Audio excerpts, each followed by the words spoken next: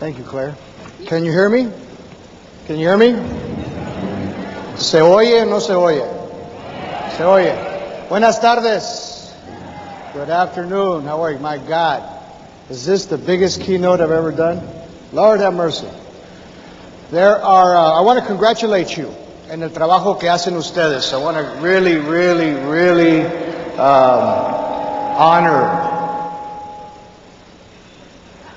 honor the work that you do.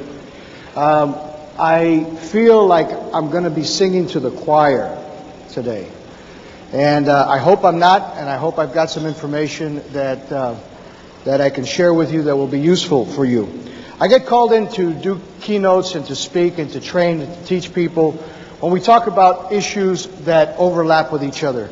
My presentation, part of my presentation today is called Fire and Firewater, the clinical relationship between domestic violence and child abuse. I'm going to tell you a little something about myself, and then I want to show a clip from the movie Antoine Fisher, because I think that this is really the kind of the kind of issue that I get called on, especially as a clinical psychologist, to evaluate somebody when they're attention deficit disordered, when they're acting out, when they can't sit still, when kids are having a hard time learning, when they're thinking about joining gangs, when they really aren't performing well. That's when I get called into the school districts.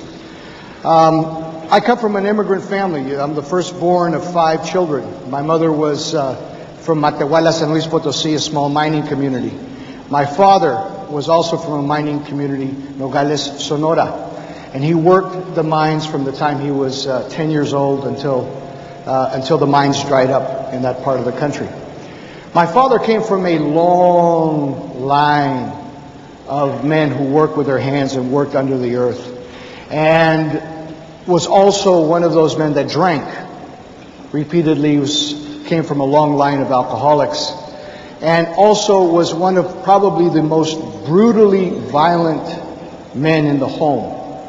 I remember being raised in that household, listening to him slap my mother around, push her against the wall, break the ribs in her rib cage, and feel the noise go through me, so that for many times of my life I felt like I had no backbone. So my work is about trying to deal with this, trying to deal with the trauma, trying to deal with the affect and the effect of violence, substance abuse, mental illness, and there's a lot of people starting to think about this as well. B.B. Moore Campbell has a new book out where she addresses this issue. Sometimes My Mommy Gets Mad, and it's about this particular issue. But for now, I want to shoot to Antoine Fisher. Maestro?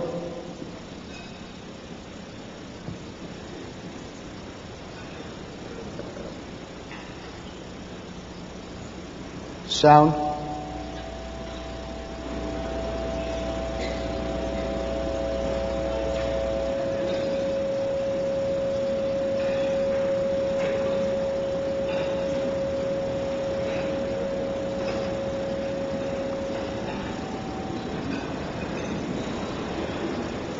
It's always an issue with technology. Sometimes we go backwards instead of forwards.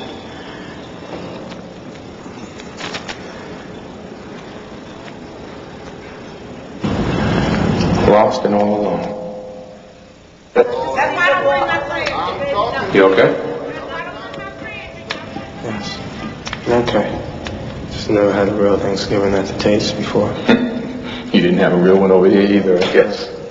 You have a real nice family. Thank you. Got this for you for having me over today. A gift for me? Is it money?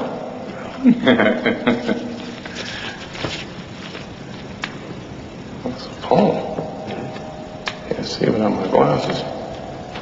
Why don't you read it for me? No, I'd rather you read it, please.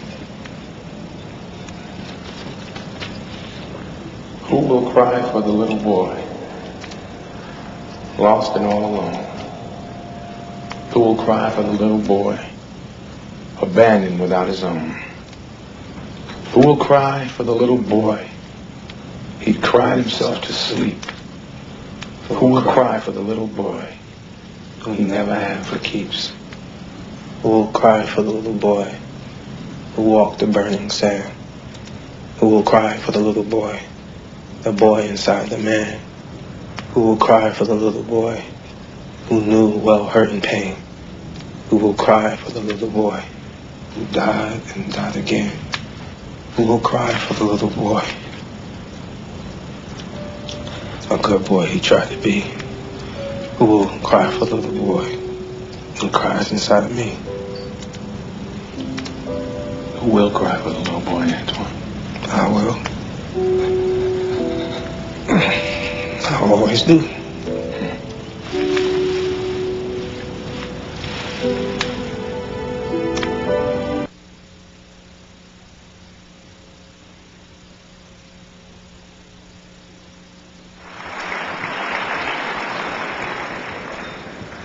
I want to give you a little bit of understanding of the impact of being raised in a home where there is rock and roll going on all the time, where you have chaos, when you have violence, when you have substance abuse, when you have chemical dependency. People raised in this kind of environment are really very good students. Can we switch over to the PowerPoint, please? And that's really the way I go about trying to work with young people, whether they're children or whether they're maestros like you, teachers, or other clinical people, in terms of trying to understand what actually occurs here. People that are raised in these kinds of homes are going to carry the lessons on with them. They're going to repeat the behavior that they see, whether it's substance abuse or whether it's domestic violence or whether it's child abuse, because we think it's normal. We think it's a normal way of being. And it has a significant impact when we talk about culture. Because many people who come from these kinds of families begin to actually believe that what I see and what I experience is normal. Stephanie Brown talks about this quite a bit. Melanie Beattie talks about this quite a bit. Being raised in alcoholic families, how a car can run in, somebody can run in through a front room and everything falls apart, and there's this car in the middle of the room and everybody acts like it's normal. What happened here? What? It happens. Things like that happen. So we learn and we see things by our experience and we think it's a normal thing. The second thing we learn in terms of families where there's family violence and substance abuse is that it's morally correct to use violence as a way to discipline somebody. And when you're raised in these kind of environments like Antoine was raised or I was raised, you don't understand. You think your identity is wrapped up in the behavior. My name is Ricardo Antonio Enrique Carrillo Chavez Santiesteban. I thought my name was Pendejo. That's what I was called. No sirves para nada. You're not worthy. That's what I was told. And so I think that these lessons have its imprinting, have its affect. You think I'm stupid? Just wait. I'll get a PhD. I'll show you. So we take that, and it's a way of people learning how to do it. The most difficult thing, and I think I can't emphasize the impact of being raised in these kind of environments and living as adults in this kind of environment more, that the contingency, the behavioral contingency of love and pain going together, the association, is tremendous, and it is the most difficult behavior to extinguish. When something's wrong with my baby, something is wrong with me. Oh, that's love, baby. That's what people think is love. People who love you leave you. People who love you hurt you. People who love you abandon you. People who love you won't be there for you. So when we have these children in our classrooms, when we have family members who come to us, this is the struggle that they come to us. Battered women keep going back to that relationship. And you say, oye, pero ¿qué le pasa a esta mujer? Right? We get them in a shelter, we get them counseling, we get them a safety plan, and they go back because this is what they know. My father was murdered when he was 30 years old over a drug deal. After he died, my mother kept marrying the same man 3 times. because that was what was familiar to her. Is there something wrong with that person? No. It is the familiarity of love and pain going together that we have to understand. The other thing that happens when people are raised in this kind of environment is that the wounding is so powerful inside that not only do we have physical scars, not only do we have mental scars, but we have spiritual scars. And the work has to take into account a way of managing and attending to the spirit. You know, attention deficit disorder, right? Attention deficit disorder, if you look at it from a spiritual point of view, is that the brain has shut down, but the spirit wants to keep going. The spirit wants to keep going. I can't pay attention to what you want me to do, but my spirit is crying out for figuring out something needs to happen. There needs to be some movement. Or we shut down and we become clinically depressed because the spirit has been told you're not worthy, you can't function. And as a society, I don't care what ethnic group you come from, but as a society, we are functioning in a capacity that teaches us that we oppress other people. And the whole idea about being raised in these kinds of environments, it is internalized oppression. Oppression happens when we begin to tell a lie about somebody, and the people that are listening to the lies begin to believe the lies about themselves. So women then believe that it's okay to be battered. Children believe that it's okay to be beaten. Children believe that they can't thrive, and they can't perform, and they can't do well. And we have now then our own sense of self being destroyed by ourselves. It's eating us up inside. So when we're looking at this particular situation, we've got a lot to be working on and working through. Some of the more important, and I think many of you already have this knowledge, I'm just briefly going to go over it, and my mother says this all the time, well, you know, this new research, Mom, about neurobiology and you know, people knowing that if you touch each other and take care of each other and nurture each other, that our central nervous system is going to function. I know that. I know that. That's what, take care of you, but yeah, I know that. How do you think I raised you? Again, she wants to say something else, right? But the whole idea there is that as we nurture and take care of our children and love them, their central nervous system is allowed to function and develop. And in that functioning and in that development, we have the capacity to regulate our affect, to regulate our feelings.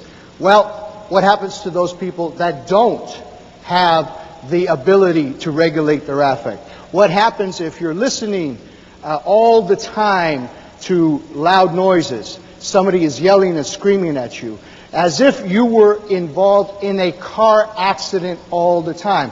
I just became a grandfather. My daughter had a son, David Valenzuela Preciado, and the nurse was telling us that when you're born, it's like being in a car accident, and you're really pushing yourself and you're being held down, and so when you finally come out, the last thing you want to do is be held by all these grandparents. But the idea here that I think is important for us to pay attention to is that when someone is affected in that way, where you are listening to loud noises, when bones are being broken, that our central nervous system functioning is impaired.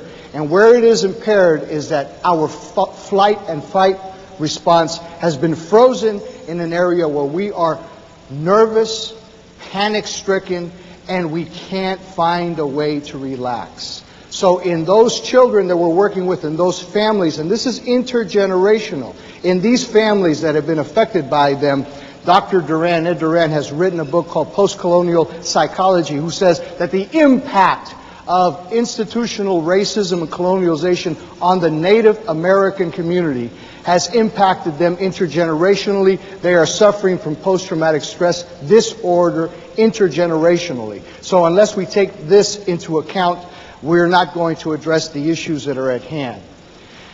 In addition to having problems with our central nervous system, we have problems with attachment in these familias.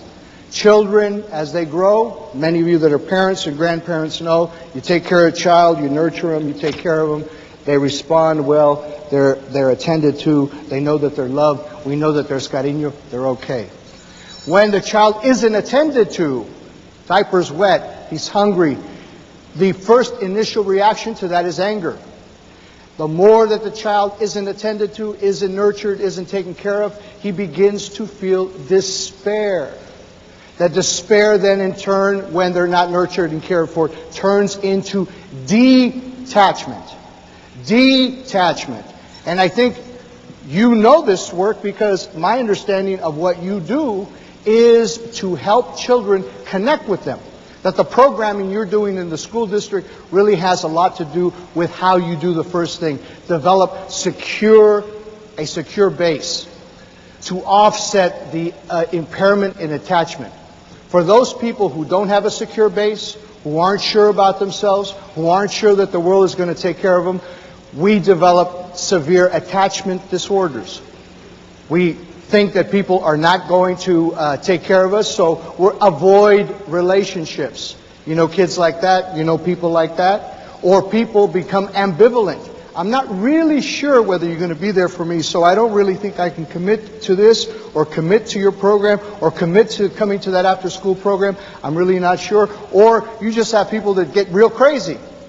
No, man, you know, forget about it. You ain't going to be there for me. I'm not even going to try to participate. These people have severe attachment syndrome. Therefore, they are very disorganized and fearful of people that are going to be there for them. So I think the important thing about working in this particular area is to really be very good at trying to understand what's going on with folks. Some of the things that I get called in to do, and I do assessments around children who have been violent in the school district. We've tried lots of interventions. We've tried to work with them. Some of this new technology, I really want for us to consider using them. This is a spec study done by Daniel Amend. He's got a number of different clinics, and he goes around the country kind of sharing them and talking about, you know, if your car is not working, you want to look under the hood, right? Don't want to look under the hood? Well, a spec study is looking under the hood. And in this case, this was a young boy who was really violent in the schools. People really couldn't understand what was happening when he went to counseling. He was given Adderall, he was given Tegretol, he was given lots of different medications. And if you look on the right-hand side, you'll see that the left temporal lobe is missing. It's missing. There is no left temporal lobe there. So no wonder we have these kinds of problems occurring with this child, and that at least gives us some sense of identification of what the problem is. This is a normal side of the brain on the left-hand side. 25 years of heroin use, ladies and gentlemen. That's what it does to the brain. 25 years of heroin use. Mush. This is an interesting one. I don't know about you, but I'm from Tulare County. And in Tulare County, we just happen to have the highest production of methamphetamine in the state of California. Well, this is what the brain looks like. Left side of the brain, when somebody is actively using high doses of methamphetamine, it looks normal. It looks like this guy might know what he's doing. On the right side, that's his brain when he doesn't have methamphetamine. It's too hot. He can't function. He's very disorganized in the way he operates. He's got some brain dysfunction. And without any assistance, he's not going to get any better. The only reason that Dr. Amen got this spec study was somebody forgot to tell him he was going to be tested that day. And he came into the office and he says, you know, Doc, I really want to apologize. I do want to do this test, but, you know, I'm high as a kite. Doc said, come on in, let's take a look at it. And luckily, we get a chance to share it with you. This is what happens with overactive methamphetamine use. If you see the top part of the cortex, there are holes through the middle.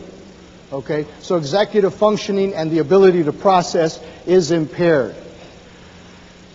So why am I saying all this? I'm saying that in part of our work that we need to really consider is how can we get people to understand what's actually occurring with them. These are brains that have had impairment, but after a year of treatment, after a year of recovery, can recover. Pretty amazing difference between the left side and the right side of the brain. Underside of using marijuana. My son was addicted to cannabis when he came to live with me at 14 years old. He stopped smoking cannabis when I showed him this brain slide. The left-hand side is excessive cannabis use. He said, "That's what the brain looks like, Dad?" That's right. My brain looks like the one on the right side. Which one do you want? So he began to consider that. So what I want to do is I want to talk a little bit about what do we do with people that have this impairment in attachment? What do we do with these people that have difficulty with their ability to function neurochemically? And I do want to spend a little time talking about my son Ronaldo. I, like my father, was raised, began to act like him very early on. At 21, I was addicted to heroin and cocaine.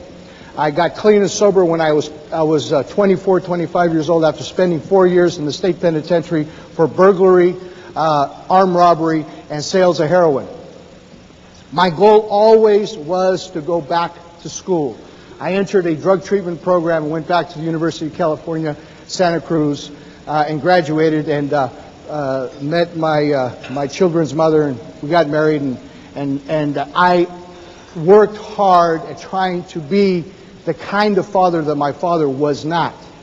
So I remember cooking breakfast for my children and taking Ronaldo to school. Ronaldo was 5 or 6 years old. And on the way to school, Ronaldo and I would sit together and we'd listen to stuff. And I think at that time, MC Hammer was popular. Remember MC Hammer?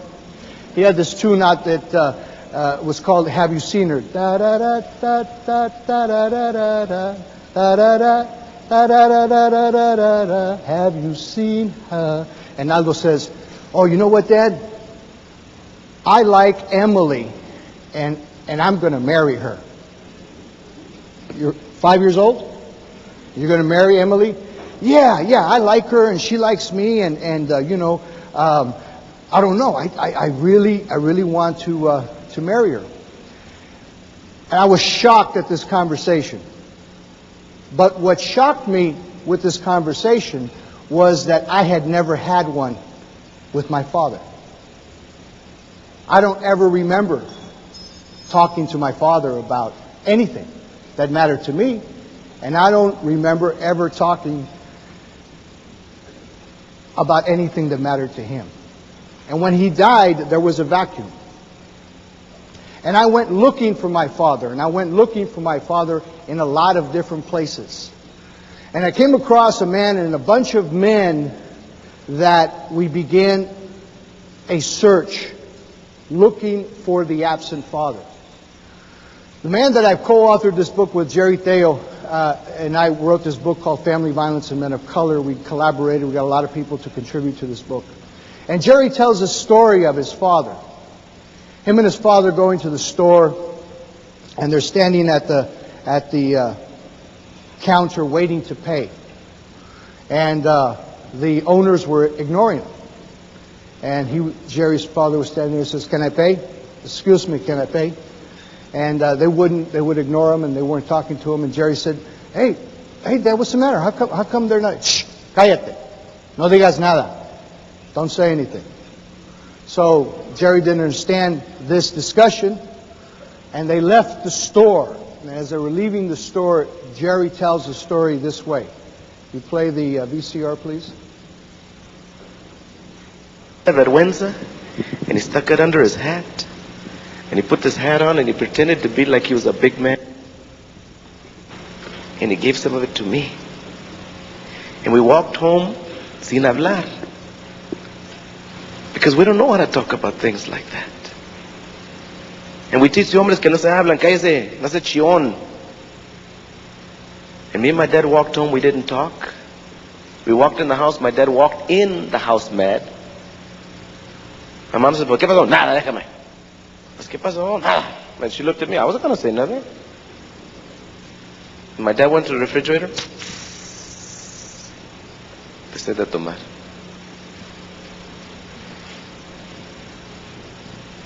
You know the next time I remember that? Is when my dad died when I was 13. When I went to look at his hat. And I was pissed off that he was dead. And he never let me touch his hats, you know. But I went, I said, pues ahora sí, shit, he can't say nothing. I can get all the hats now, yeah. And I picked up his hat and estaba bien pesado, it was heavy. But I saw something in his hat that I never knew before, because he never let me mess with his hats.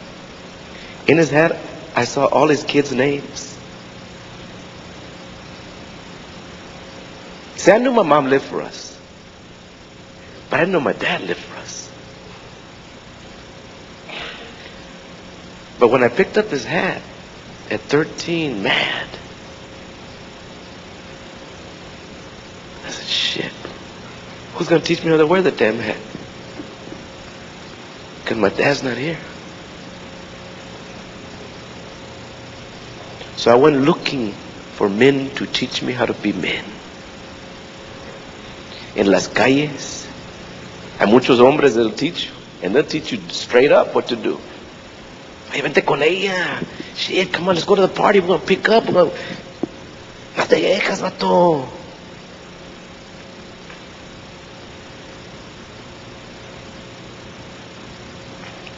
Who teaches men how to be men? Okay, that's good. Where are the lessons? Where are the teachings? Who teaches men to be men? We found a way. We gathered together 15 years ago, 24 men, almost 30 men, 15 from the Northern Bay Area, 15 men from Southern California. And we spent 3 days talking about what it means to be a man. Got lots of different ideas about that. The first thing was, could Latino men gather without drugs, without fighting, and without women? That was questionable. Orale, where are you from, man? Where are you from? You know, you're from, no, okay. No, but actually, we surprised ourselves. And we found that there was medicine in gathering. And we found that we had ancient history. That we had a foundation, we had a culture that went way back. In fact, that's what it's called, a Huehue Tlatoni. The Huehue Tlatoni was the way in which men were taught to be men. The way girls were taught to be women. We say that education, if you get an education, you're going to equal success. You're going to be successful. It opens the doors. That if we're successful, we achieve parity or equality. And we can pretty much go wherever our income allows us to and wherever our status allows us to. And there is power in that.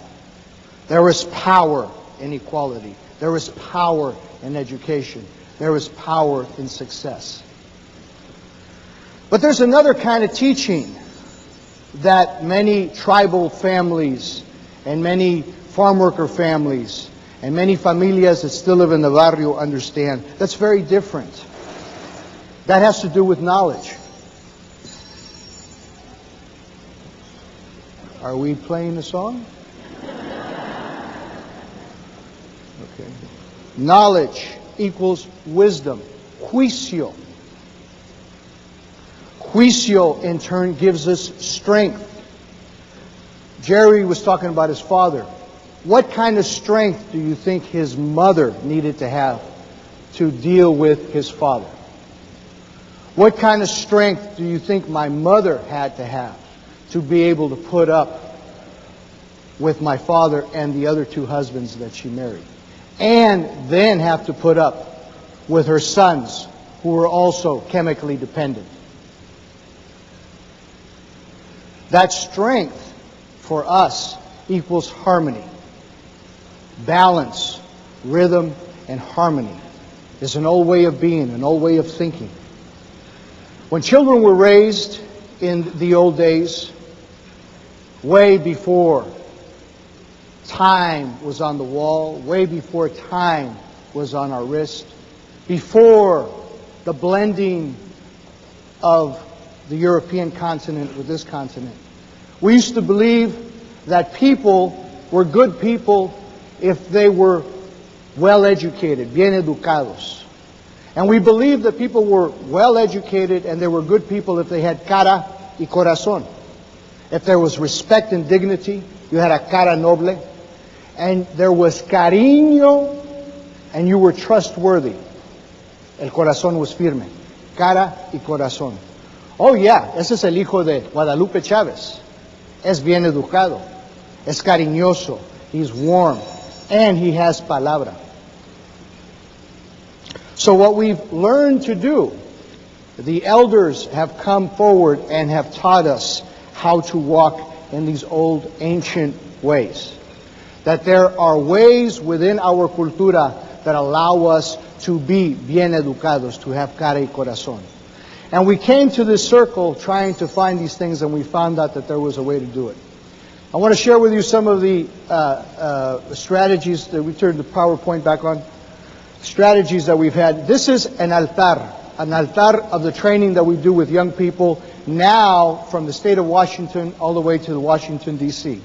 We started off with 6 different groups in the state of California, and now we're in probably about 15 different school districts just in the state of California, and we're in a variety of other places. Some of you may have some of these programs operating. El Joven Noble is a rite of passage that's designed to help young men and now young women walk through. If you take a look at this altar, you see a lot of masks. The mask making is very important because young people have to understand what cara they put on. What is the face that you want to present out to the world? And so teaching them about cara is very important.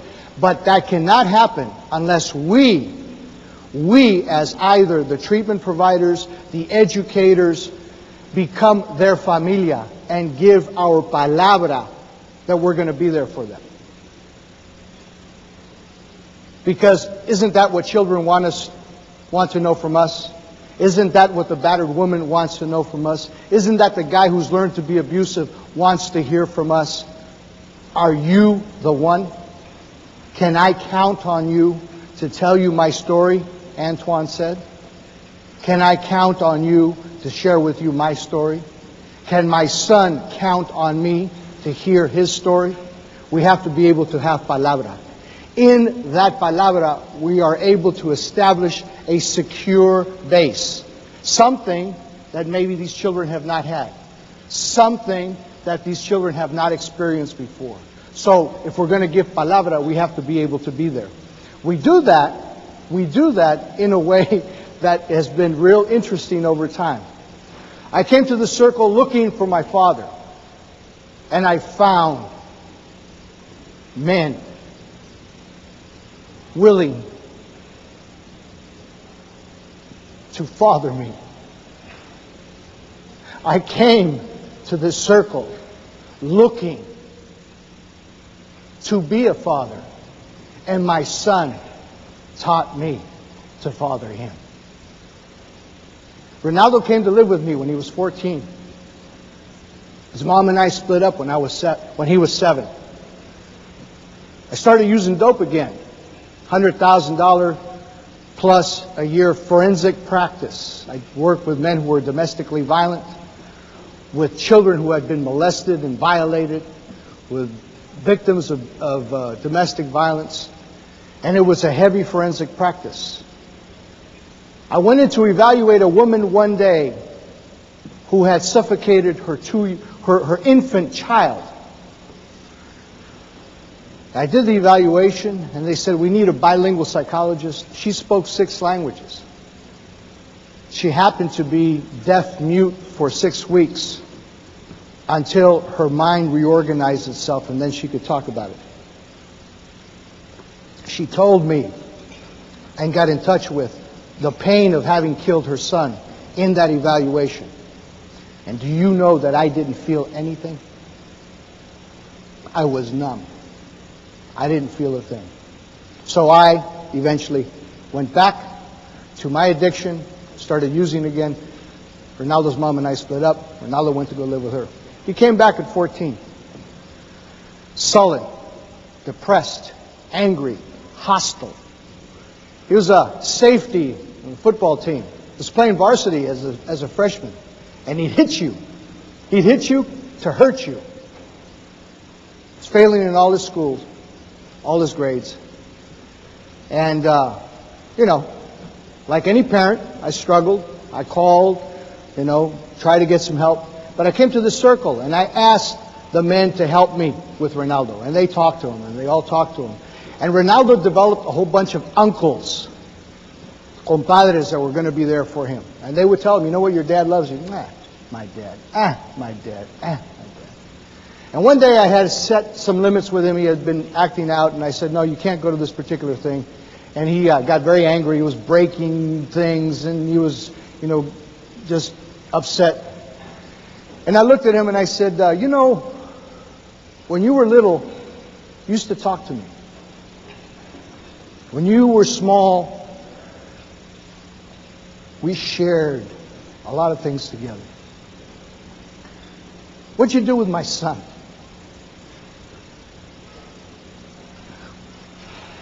Where did he go? And Ronaldo looked at me and he said, he left when you did.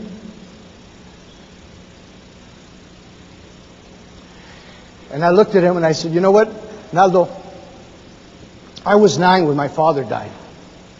I didn't get a chance. I couldn't talk to him. I don't even know who he was. And I came to this men's circle to learn how to do it. Say, man, I'm here. You want some of this? You want to find out how to get through this stuff? Let's do this together. So Naldo and I went to the Círculo together. And we shared our stories. And we talked with each other. And in ceremonial way, you come to the circle and you leave your carga, your baggage on the altar. And Naldo brought his carga to the altar. And I brought my carga to the altar.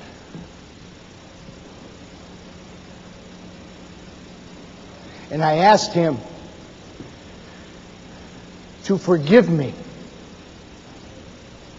To forgive me for being weak in my addiction. For not having strength to be there for him.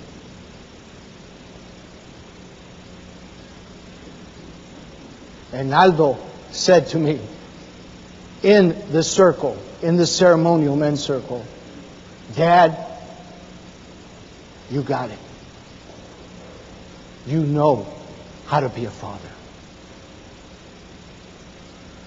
I'm sorry Naldo's not here because we're a good team. I can tell my story up until here, and Naldo has the gift of being able to speak in public, and he shares his story. Naldo is now one of the elders of a young men male involvement program in Selma, California.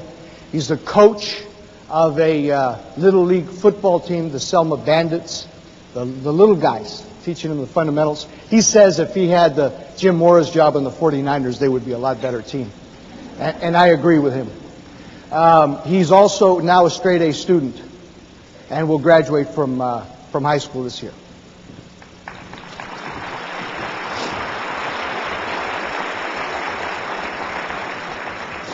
So we learn in these old ancient ways to bring our carga and to leave it in the fire.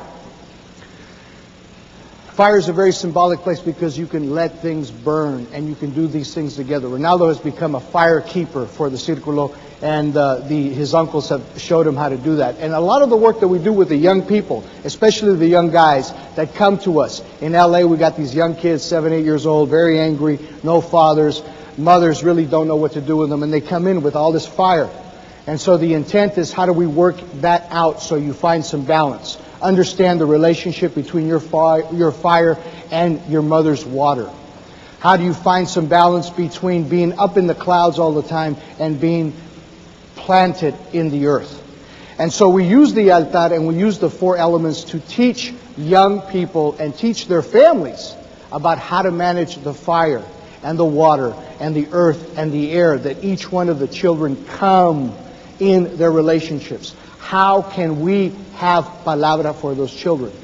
We also learn in these old ceremonial ways that we have, all of us, regalos, that we can hold the children enough to share with us their own particular regalos, and we can do this. And we do it in this way. One of the compadres came to Círculo to the retreat one year, and he said, you know what, I'm really feeling bad. I have been unfaithful to my wife. They've been married about 15 years about that time. They had children together, and he was in pain about that. But, happens to us all the time, right, guys? There's always the coyote around, right? There's always somebody that looks better than, And we had this discussion for many years about fidelity and infidelity. And what we learned about that, and Samuel Martinez says this in this way, the grass is green where you water it.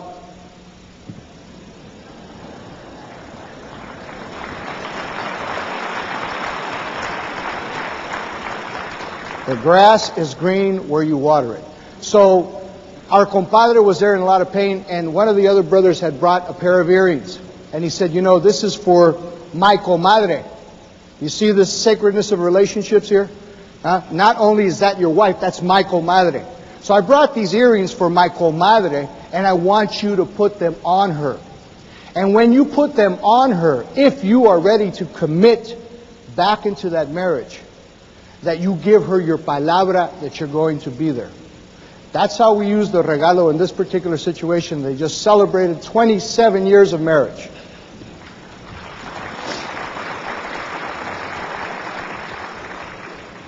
So the dialogue is, how do we walk and how do we teach children to have cara y corazón? How do we teach men how to have cara y corazón? And now the women are starting to stand up. My compañera Stella Botello, who is a social worker in Visalia, was not conscious at all. She's been a therapist for 15 years, started to walk Círculo way, started to walk in the ceremonial way. She said, you know what?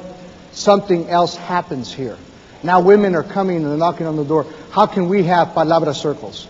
How can we know how to work with cara y corazón? Maybe, we might be able to think about ways of raising our children that we haven't involved ourselves with. These are just parts of the discussions that we have. Remember, we have to learn how to walk together with dignity, with respect, with cariño and palabra. The talking circle is a way to do that. And there is a saying here that I think makes a great deal of sense. Osepa iñuake, yes. Osepa iñu tlamanitz, ikin inkarin. It's Nahuatl for once it shall be, once again it shall exist. Sometime what existed long ago will exist again. So we learned that these were the values that we wanted to walk. El hombre noble tiene palabra, is not violent, finds time for ceremony, makes himself useful to his community. These are some of our elders. This fellow on the very left-hand side, came to Círculo about 10 years ago, and he said, you know what? This is messed up, man. I'm in my 60s, and I spend most of my time in the penitentiary. And I got 6 grandchildren, and none of them call me grandpa. And that's messed up. And so we said, well, have you been there, Grandpa? So for the rest of the weekend and for years after that, say, Grandpa, right here, have a seat. Hey, Grandpa, go to the front of the table. You're an elder now. Hey, Grandpa, do this. Hey, Grandpa, do that. He's now recently got married. All of his children call him Grandpa. He is a sponsor for about 15 men in the San Fernando Valley in 12-step programming. Got off parole, came to Círculo one day and he said, Ricardo, you keep it up, you walk these ways, you may have a relationship too.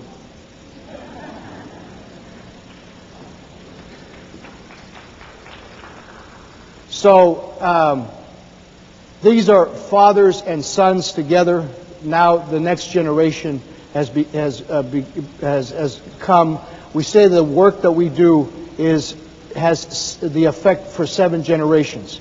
That if we walk in a good way, that it will have an effect for 7 generations. And I think that the beauty of this is that this is a very old way. And if we continue to do the work that we're doing, because what I'm hearing from the people that are supporting the work that you're doing, that you understand these concepts. You understand palabra. You understand the ability of connecting familia to the school, and the school sometimes replacing the familia. I just want to encourage you to keep doing the work that you're doing, and know that the Spirit will bless us in the work that we do. And I want to share with you in closing an African prayer that says, let's pray for the children. They have a long way to go. Let's pray for the elders because they have walked a long way. And let's pray for us that we have to take care of them both. Él es Dios. Thank you.